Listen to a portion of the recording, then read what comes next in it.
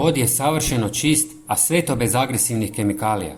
Zvuči predobro da bi bilo istinito, ali to nije sve. Osim što će se pod sjajiti, njegov miris će odbijati mrave, komarce, buhe, stjenice i druge insekte. Sve što vam treba su par sastojaka koja će vas iznenaditi. Uzmite pola litre vruće vode i dodajte par žlica limunovog soka.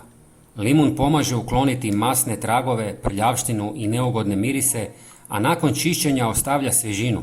Osim toga, njegova prirodna kiselost može pomoći da se lakše uklone naslage koje obična voda ne može očistiti. Zatim dodajte 1 čajnu žličicu blagog tekućeg kastiljskog sapuna. To je prirodni sapun na bazi biljnih ulja koji se koristi za nježno čišćenje. Nemojte pretjerivati s količinom jer će se u protivnom biti previše pjene. Sljedeći sastojak koji gotovo nitko ne koristi na ovaj način.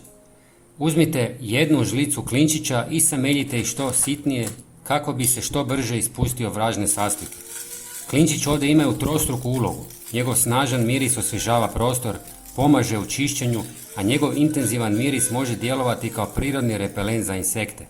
Zato ovaj sastojak nije tu samo zbog mirisa, već pripravku daje dodatnu vrijednost koju obična sredstva za pod nemaju. Istresite ga u vruću vodu. Postoji još jedan sastojak koji je zapravo najvrijedniji. Koristim ga 30 godina i njegova učinkovitost je zapanjujuća. Svojim intenzivnim mirisom odbija moljce i komarce, a uz to ostavlja ugodan prirodan miris u prostoru. U kombinaciji s klinčićima daje posebno snažnu i fantastičnu aromu koja će nakon čišćenja dugo ostati u domu. Ostavite da odstoji par sati i zatim procijedite kroz gazu kako biste dobili čistu tekućinu.